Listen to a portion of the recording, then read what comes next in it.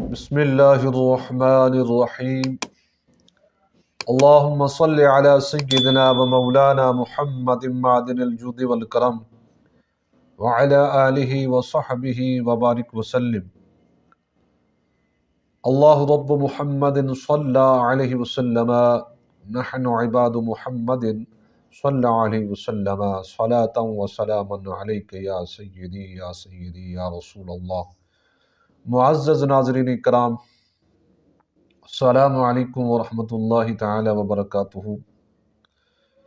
اللہ تبارک و تعالی کے فضل و کرم سے اور نبی پاک علیہ الصلاۃ والتسلیم کی نعلین پاک کی برکت سے آج ہم اس ویڈیو کلپ میں نمازی کے عبرتناک انجام اس کے حوالے سے، جو تارک الصلاۃ ہے، نماز چھوڑنے والا ہے، جان بوجھ کر نماز نہ پڑھنے والا، نماز کو چھوڑنے والا، اس کے بارے میں جو قرآن کریم میں اور حدیث رسول میں اس کا جو عبرتناک انجام بیان کیا گیا ہے، مختصراً آپ حضرات کے گوش گزار کرنا چاہتا ہوں۔ اللہ تبارک و تعالی جل جلالہ قرآن حکیم میں ارشاد فرماتا ہے، وَأَقِیمُوا الصَّلَاةَ، نماز قائم کرو، وَلَا تَكُونُوا مِنَ الْمُشْرِكِينَ، اور مشرکین میں سے نہ ہو جاؤ۔ مطلب کیا ہے؟ اس کا مفہوم یہ ہے کہ حضرت علامہ ابن حجر عسقلانی فتح الباری شرح بخاری میں اس آیہ مقدسہ کی تشریح کرتے ہوئے فرماتے ہیں، اس سے مراد یہ نہیں ہے کہ وہ مشرک بن جاتا ہے، بلکہ اس کا یہ فعل جو ہے نماز کو چھوڑنا، یہ چونکہ نماز کو چھوڑنا، ترک کرنا مشرکوں کا کام ہے، کافروں کا کام ہے، تو لہٰذا یہ جو فعل ہے یہ مشرکین والا ہے، نماز کا ترک کرنا۔ تو لہٰذا اللہ تعالیٰ نے یہاں جو فرمایا وَلَا تَكُونُوا مِنَ الْمُشْرِكِينَ، مشرکین میں سے نہ ہو جاؤ۔ اور اسی طرح حدیث رسول میں ہے، مصطفیٰ علیہ السلام نے ارشاد فرمایا، مَن تَرَكَ الصَّلَاةَ مُتَعَمِّدًا فَقَدْ كَفَرَ، جس شخص نے جان بوجھ کر نماز کو چھوڑا، ترک کیا، گویا کہ اس نے کفر کیا۔ تو یہاں بھی وہی مفہوم ہے کہ وہ کافر ہوتا نہیں ہے، یعنی وہ کافر نہیں ہو جاتا اس عمل سے، بلکہ اس نے کافروں والا عمل کیا ہے۔ اور سرکار کا فرمان عالی شان بھی ہے، مومن اور کافر کے درمیان فرق کرنے والی نماز ہے۔ تو ان آیات اور حدیث رسول سے پتہ چلا کہ مومن کی علامت نماز ہے، اللہ کے حضور جبینِ نیاز جھکانا ہے، اور جو کافر ہے اور مشرک ہے وہ اللہ کی بارگاہ سے روح گردانی کرتا ہے، اللہ کی بارگاہ میں جبینِ نیاز جھکانے سے اعراض کرتا ہے۔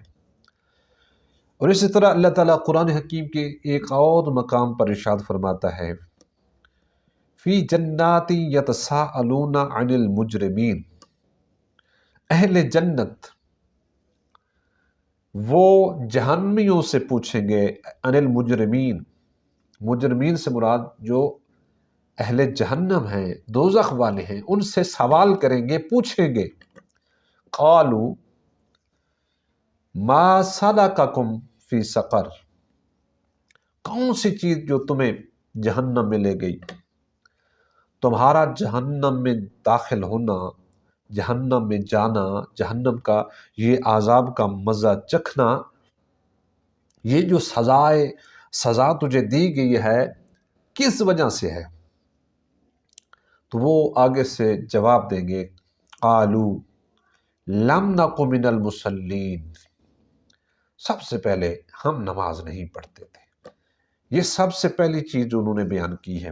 اس کے بعد آخر الآیہ، ہم مسکینوں کو کھانا نہیں دیتے تھے، لاہ و لاب کرتے تھے، ہنسی مذاق کرتے تھے، اس طرح، یعنی کہ انہوں نے آگے جواب دیا اہل جنت کو اہل جہنم نے، مجرمین نے۔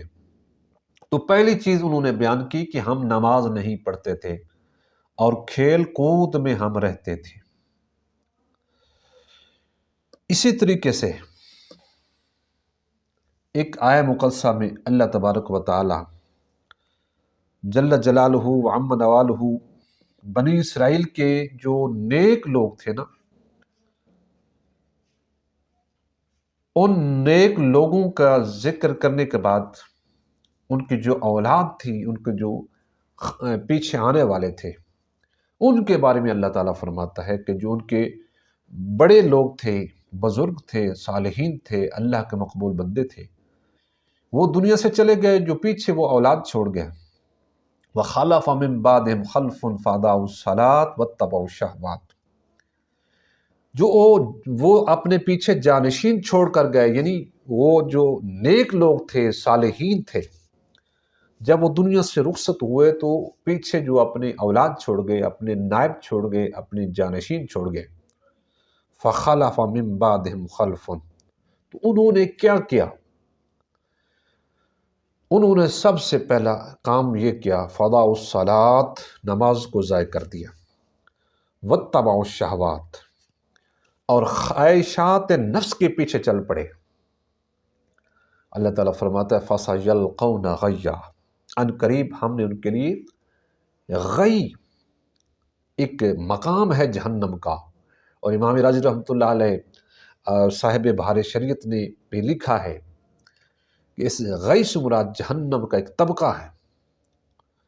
جس وقت جہنم ٹھنڈی پڑتی ہے، ٹھنڈی ہو جاتی ہے، تو اس غی جو ہے وہ طبقہ جو ہے اسی حضرت مالک وہاں سے ڈھکنا اٹھاتا ہے، اس کی جو بھاپ علمبے آگ کے نکلتے ہیں شعلے، جس سے ساری جہنم جو ہے وہ گرم ہو جاتی ہے، پھر اسے بند کر دیا جاتا ہے۔ اللہ تعالیٰ فرماتا ہے جو نماز کو ترک کرنے والے ہیں، چھوڑنے والے ہیں، خواہشات نفس کے پیچھے دوڑنے والے ہیں، ہم اس جہنم کے اس گڑھے میں ڈالیں گے، غی میں ڈالیں گے۔ اور حضور سید عالم نور مجسم شفیع معظم علیہ السلام معراج پہ جب تشریف لے گئے تو سرکار فرماتے ہیں میں نے جنت کی بھی سیر کی اور جہنم کا معائنہ کیا، تو میں نے دیکھا کچھ لوگ ہیں جن کے سر کچلے جا رہے ہیں، پتھروں سے فرشتے سر کچلتے ہیں، وہ ریزہ ریزہ ہو جاتے ہیں، پھر وہ سر جو ہیں ان کے پھر دوبارہ جڑ جاتے ہیں۔ اس عذاب میں وہ مبتلا تھے، تو میں نے جبریل علیہ السلام سے پوچھا یہ کون لوگ ہیں، کس گناہ کی گرفت میں ہیں؟ تو فرمایا یا رسول اللہ یہ آپ کی امت کی وہ لوگ ہیں جو نماز نہیں پڑھتے تھے۔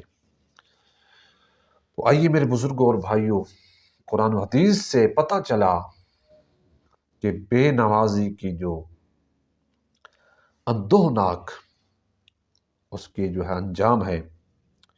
اور حضرت عبداللہ بن عمرو بن عاص رضی اللہ تعالیٰ عنہ فرماتے ہیں کہ نبی رحمت علیہ السلام نے ارشاد فرمایا، سرکار اسلام کے سامنے جب نماز کا ذکر ہوا تو سرکار علیہ السلام نے ارشاد فرمایا من حافظ علیہا کانت لہو نورا و برہانا و نجاتا یوم القیامہ، فرمایا جس شخص نے اپنی نماز کی حفاظت کی، یعنی اس پر مواظبت کی، دوام کیا، ہمیشگی کی، وہی نماز کانت لہو نورا، اس کے لیے نور بن جائے گی، وہ برہانن، اس کے لیے جو ہے وہ برہان اور دلیل بن جائے گی، وہ نجاتن، اور اس کے لیے نجات کا سامان مہیا کرے گی یوم القیامہ، قیامت کے دن۔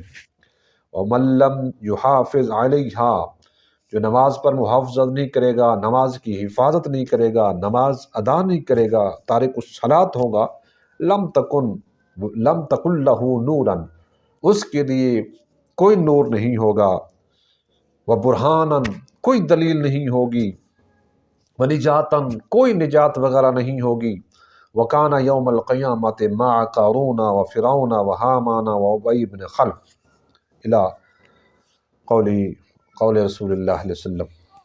سرکار علیہ السلام نے فرمایا قیامت کا دن جو نماز کا تارک ہے اس کا جو حشر ہے کن کے ساتھ ہوگا؟ قارون کے ساتھ ہوگا، فرعون کے ساتھ ہوگا، حامان کے ساتھ ہوگا، اور ابی بن خلف بدترین کافر کے ساتھ اس کا حشر ہوگا۔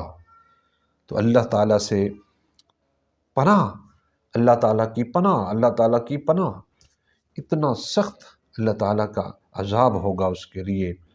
اور حضرت سیدنا غوث اعظم رضی اللہ تعالیٰ عنہ، آپ کا فتویٰ ہے، آپ کا فرمان ہے کہ بے نماز مر جائے تو اسے قبرستان میں بھی نہ دفن کرو، مسلمانوں کے قبرستان میں دفن نہ کرو، اس کا جنازہ نہ پڑھو، وہ بدترین ہے۔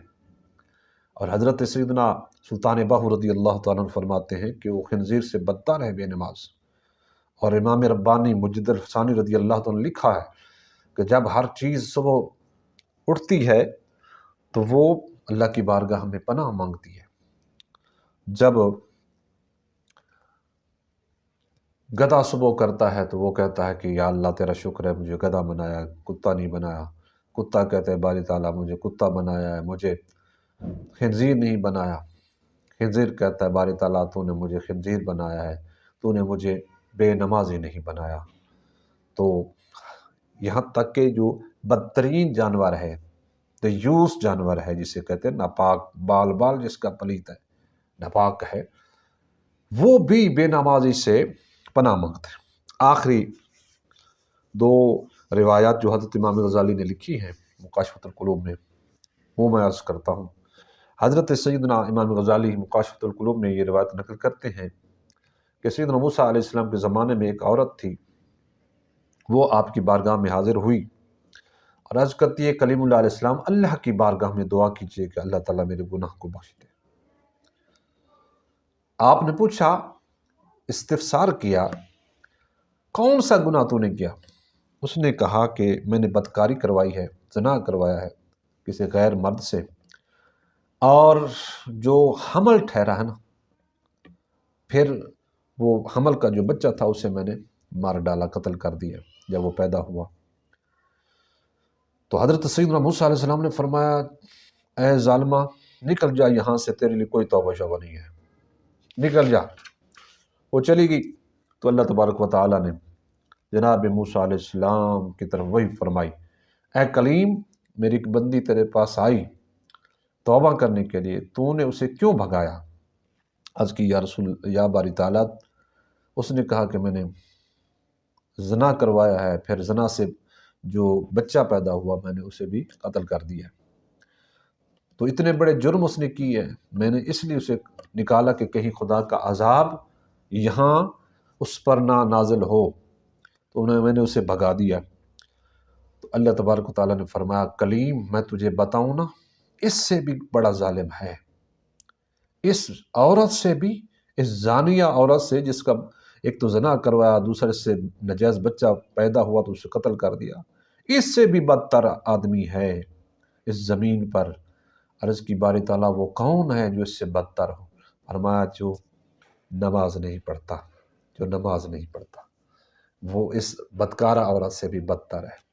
اور دوسری روایت آپ نے نقل فرمائی ہے کہ ایک عورت فوت ہوئی، جب اس کو قبرستان میں دفن کیا گیا تو فرماتے ہیں کہ اس کے بھائی کا پرس یا تھیلی اس قبر میں رہ گئی، اوپر سے قبر کو بند کر دیا گیا۔ جب وہ واپس لوٹے اس نے دیکھا کہ میرا پرس بیچ میں رہ گیا۔ لوگ جب چلے گئے تو اس نے قبر کھولی تو کیا دیکھتا ہے کہ اس کی قبر سے آگ نکل رہی ہے، آگ کے شعلے بھڑک رہے ہیں۔ اس لیے اس نے آ کر گھر جلدی جلدی سے قبر کو اس خوف سے اور آگ کے جو عذاب ہو رہا تھا اس سے ڈر کر اس نے قبر کو بند کر دیا۔ واپس ماں کے پاس آیا، گھر پوچھا کہ میری ہمشیرہ کیا کرتی تھی، کون سا عمل کرتی تھی؟ اس نے کہا کیا وجہ ہے، کیوں پوچھتا ہے؟ اس نے کہا یہ معاملہ ہوا، میرا پرس بیچ میں رہ گیا، جب میں نے قبر کشائی کی تو میں نے دیکھا کہ وہ آگ کے علمبے نکل رہے ہیں، شعلے بھڑک رہے ہیں جس میں میری ہمشیرہ جل رہی ہے۔ تو اس نے والدہ نے کہا کہ بیٹا تیری ہمشیرہ نماز میں سستی کرتی تھی، یعنی نماز اوقات سے آگے پیچھے کر کے پڑھتی تھی، ٹائم پر نہیں پڑھتی تھی۔ اندازہ کریں جو نماز وقت پر نہ ادا کرے تو اس کے لیے یہ عذاب ہے، جو پڑھتا ہی نہیں ہے اس کے لیے اس سے بھی بڑا عذاب ہوگا، اندازہ کیجئے گا۔ فرمایا وہ وقت پر نماز نہیں پڑھتی تھی، تو اللہ تعالیٰ فرماتا فوائل للمصلین الذین هم عن صلاتهم ساہون، جو نماز میں سستی کرتے ہیں ان کے لیے ویل ہے۔ اللہ تعالیٰ ہمیں مصطفیٰ جان رحمت علیہ السلام کے دین متین پہ چلنے کی توفیق عطا فرمائے، اور جو اللہ تعالیٰ کا یہ فرض، اہم فرض ہے، اہم رکن ہے اسلام کا، نماز، اس پر ہمیشگی اور مداومت کرنے کی ہمیں اللہ توفیق خاص عطا فرمائے۔